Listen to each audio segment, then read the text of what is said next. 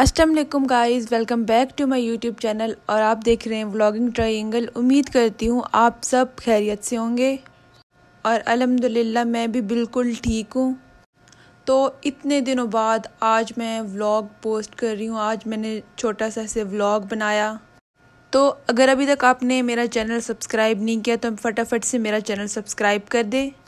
तो जैसा कि आजकल यूनिवर्सिटी की छुट्टियां चल रही हैं तो फिर मैं लेट उठी और उसके बाद ये मेरा कोई पार्सल आया। मैंने मंगवाया था सईद गनी का सोप और ये बहुत ही ज़्यादा अच्छा है। और जिनको एक्नी वगैरह का प्रॉब्लम है तो ये इनके लिए बहुत ही ज़्यादा अच्छा है। एक्नी बिल्कुल ठीक हो जाती है, ख़त्म हो जाती है। और फिर मैंने अपने लिए नाश्ता बनाया। यहाँ पे मैं अपने लिए 2 अंडे बॉयल कर रही हूँ क्योंकि मेरा और कुछ खाने का दिल ही नहीं कर रहा था, रोटी या ब्रेड वगैरह। और यहाँ पे मैं इतनी भुलक्कड़ हूँ कि मैंने गैस ऑन की और वो ऑन ही नहीं हुई। और जब मुझे स्मेल फील हुई गैस की तो फिर मैं गई किचन में और फिर मैंने ऑन किया। और उसके साथ साथ मैं यहाँ पे अपने लिए बनाऊँगी ब्लैक कॉफ़ी। तो यहाँ पे मैं ब्लैक कॉफ़ी बनाऊँगी। यहाँ पे दूध वाली कॉफ़ी नहीं बनाऊँगी क्योंकि ये जो ब्लैक कॉफ़ी है ये वैसे बहुत ही अच्छी होती है और वेट लॉस के लिए भी बहुत ही अच्छी होती है। वैसे तो डाइटिंग तो हमसे नहीं होती तो फिर थोड़ा सा अपना ख्याल रखें कि हम ये ब्लैक कॉफ़ी पी लें ताकि थोड़ा सा हमारा जो है वेट कम हो जाए। और इसके अंदर मैं कोई शुगर कोई हनी वगैरह नहीं ऐड करूँगी क्योंकि ये ऐसी अच्छी होती है और ये बहुत ही ज़्यादा कड़वी होती है, बहुत ज़्यादा। तो नाश्ता बनाने के बाद मैं फ़ौरन कमरे में आ गई क्योंकि किचन में इतनी ज़्यादा गर्मी हो रही थी। और फिर मैंने बनाया दिन का खाना क्योंकि मैं उठी थी 1 बजे, नमाज़ पढ़ के मैं सुबह की सो गई थी और फिर 1 बजे उठी तो फिर दिन के खाने का टाइम तो हो रहा था ना। तो फिर मैंने सोचा सब्ज़ी या चिकन वगैरह के अलावा कुछ और ही बनाते हैं। तो यहाँ पे फिर मैंने बनाए हैं आलू के कटलेट क्योंकि ये बनने में भी बहुत ज़्यादा ईजी हैं और खाने में भी बहुत ज़्यादा टेस्टी लगते हैं। और वैसे ये शामी कबाब से इजी बनते हैं और टेस्टी भी ज़्यादा होते हैं। तो फिर इसलिए यहाँ पे मैंने एक कटलेट बना लिए। और आजकल मेरी यूनिवर्सिटी की छुट्टियाँ चल रही हैं तो जो रूटीन है वो तो बिल्कुल ही बिगड़ के रह गई है। रात को इतना लेट सोना और सुबह फिर इतना लेट उठना, सारी रूटीन सत्यानाश हो गई है। चलो अब तो छुट्टियाँ हैं, मैं देर से उठती हूँ, लेकिन जब फिर यूनिवर्सिटी ओपन हो जाती है तो फिर बहुत ही मुश्किल होता है मेरे लिए मैनेज करना। रात को फिर जल्दी नींद नहीं आती और सुबह फिर आँख ही नहीं खुलती। वैसे मुझे लगता है कि जो यूनिवर्सिटी वाले हैं सबका यही मसला है, रात को नींद नहीं आती और सुबह आँख ही नहीं खुलती। और अल्लाह का शुक्र है कि यूनिवर्सिटी में ये समर वेकेशन होती हैं, वरना तो एकेडमी वगैरह में तो नहीं होती। बच्चे इतनी गर्मी में दिन को जा रहे होते हैं एकेडमी पढ़ने के लिए। और वैसे भी मेरा 6th सेमेस्टर डन हो गया। अब फिर मेरे 2 सेमेस्टर रहते हैं, 7th और 8th। और फिर 1 साल के बाद मैं अल्हम्दुलिल्लाह ग्रेजुएट हो जाऊंगी। वैसे जब मैं छोटी थी ना, मैं सोचती थी क्या मैं मतलब कभी फर्स्ट ईयर में आऊँगी, कभी सेकंड ईयर में आऊँगी। बड़ों को देखती थी वो यूनिवर्सिटी में जाते थे तो फिर मुझे इतना होता था कि मैं कभी यूनिवर्सिटी में जाऊँगी।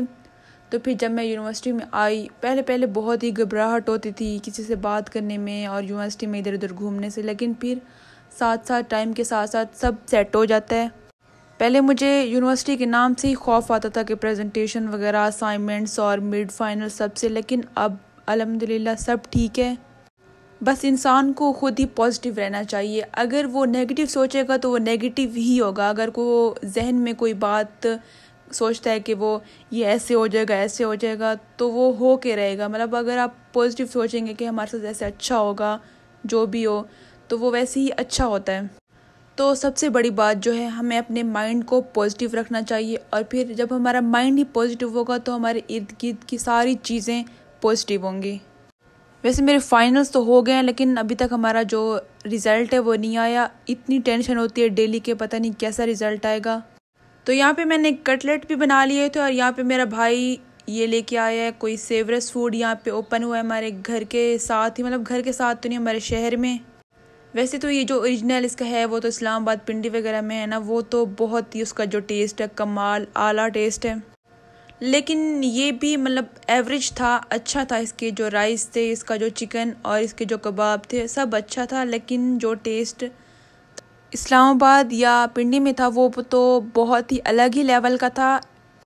लास्ट टाइम जब हम मरी गए थे तो भी वहाँ पे हमने ट्राई किया था, वो भी ऐसे लोकल सा था लेकिन वो बिल्कुल भी अच्छा नहीं था। जो उसका चिकन था वो अंदर से उसका ब्लड नज़र आ रहा था और ऐसी मतलब टेंडर तो बिल्कुल भी नहीं था और स्मेल आ रही थी, और जो उसके राइस थे वो भी अच्छे नहीं थे, और कबाब वो भी बस बेकार से ही थे।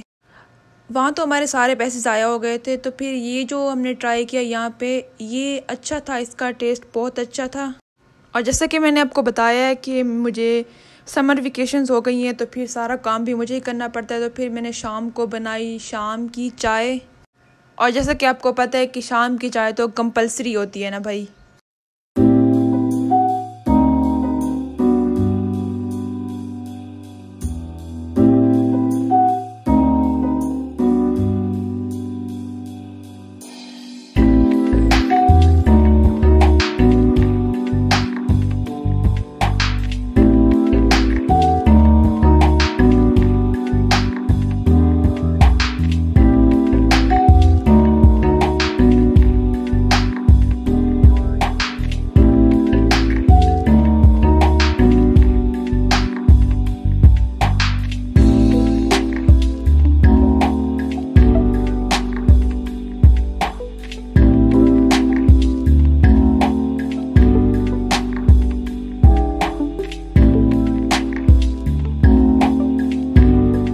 और शाम की चाय के बाद फिर रात के खाने की बारी आती है। तो फिर रात को मैंने खाना बनाया भिंडी और गोश्त।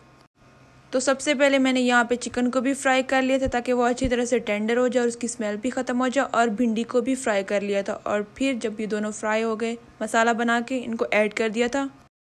और फिर भाई बारी आती है लेट नाइट क्रेविंग्स की। तो आप भी सोचेंगे कि कितने बड़े भूखड़ हैं ये, इतना खाते हैं। हाँ भाई, हमें बहुत भूख लगती है, हम बहुत खाते हैं। और यहाँ पे फिर मैं बना रही हूँ मैकरोनी। और आजकल जैसे कि वेजिटेबल्स नहीं है, तो यहाँ पे मैंने चिकन ही ऐड की है।